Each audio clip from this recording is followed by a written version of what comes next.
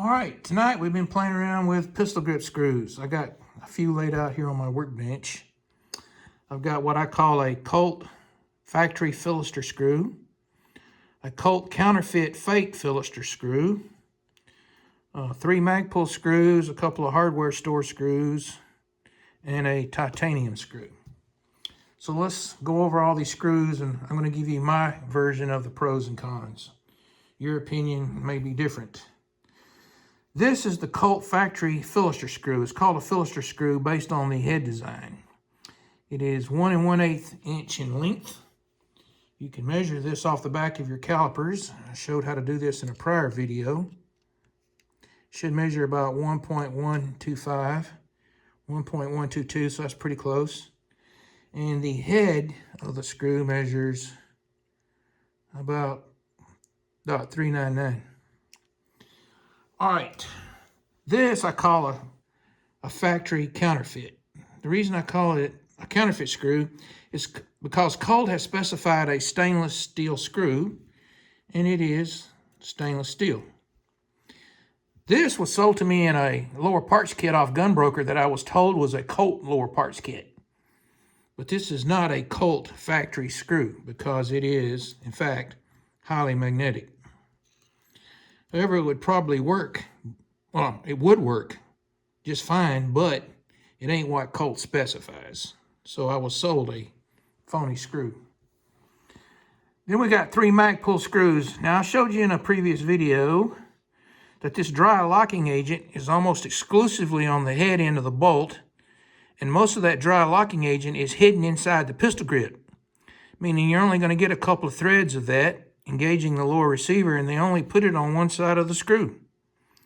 To me, that's not a good design.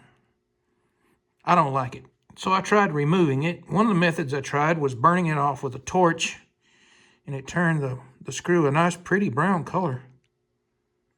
I don't like that, though. Here's another version where I removed the yellow locking agent.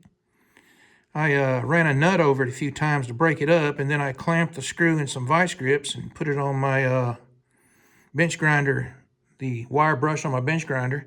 Now, before you rush out and try this, I'm going to tell you it's a lot easier said than done, but it will come off. Then we got a couple of basic hardware store screws. Then we got this titanium screw. This screw is nice. It weighs nothing, very expensive. It's in my gimmick box, which is where I put stuff I ain't going to use because it really is a gimmick. All right, now, Sons of Liberty Gunworks makes this screw. They make it coated in black oxide. It's the exact same screw, and it doesn't have the locking agent on it. Unfortunately, they're always out of stock. What I would like is this screw in 1 inch length. This is a 3/4 inch screw. Now, that's going to give you about a 1/2 inch engagement inside the lower receiver, which is fine. I'm not a mechanical engineer, but I don't see where that's a problem. That seems to me like more than enough screw engagement. However, I do like the longer screw. I'll just tell you straight up I do. What I don't like about the head diameter is that when you put the star lock washer on here, most of the outer edge of the lock washer is not being compressed by the head of the screw. This needs to have a larger head, like the Magpul. If the Magpul was 1 inch long and didn't have the locking agent on it, I'd be in pistol grip screw heaven. That would be my idea of a perfect pistol grip screw. Okay, how tight do you want to tighten your screw? Everybody does it with a screwdriver or an Allen driver, and they tighten it up to what feels good. That's what I do. I have watched thousands of videos on YouTube. I have never seen one person torque a pistol grip screw. Now, Colt Armorer's manual says you are to torque it to 60 to 65 inch-pounds. Oh, wow. So I decided to give that a try. First thing I did was I torqued one of these screws down to what felt good by hand using a flat blade screwdriver. Then I set my fat wrench at 30 inch-pounds, and then I realized my fat wrench was going to need some kind of an adapter to reach down inside that pistol grip screw. So to make the experimentation a little easier, I cut the top off of a pistol grip, so that I could engage the screw with my fat wrench.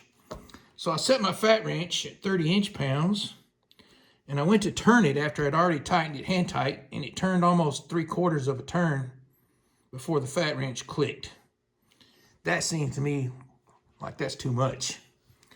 But I set it at 65 inch-pounds. Now, I don't know how many of you have ever tried to turn a fat wrench at 65 inch-pounds. Now, these mechanical fat wrenches max out at 65 inch-pounds. And they can be hard to turn one-handed. But I did it, and if you've ever turned a screw before and felt it stripping, that's what it felt like. It turned 4 complete turns as the plastic was compressing and the head of the screw was pulling down tight inside the plastic. You can see where it did that here. 65 inch-pounds is way too much. So that will be error number 2 in the Colt Armorer's Manual. And I haven't even done the deep dive into the Colt Armorer's Manual yet. Magpul does not recommend any torque setting. That's because they put this dry locking agent on their screws. And it just says hand tighten to receiver. That's all it says. So if you're going to actually try and torque a screw on the pistol grip, I would recommend no more than 20 inch-pounds. That being said, I'm going to continue to do it the way we've all been doing it. Tighten up what feels good using the Allen driver or your screwdriver. And I will not be using these, or this, or this, or this, or this. I will be using this, and this, and this. That's what I will be using. Mostly this. All right.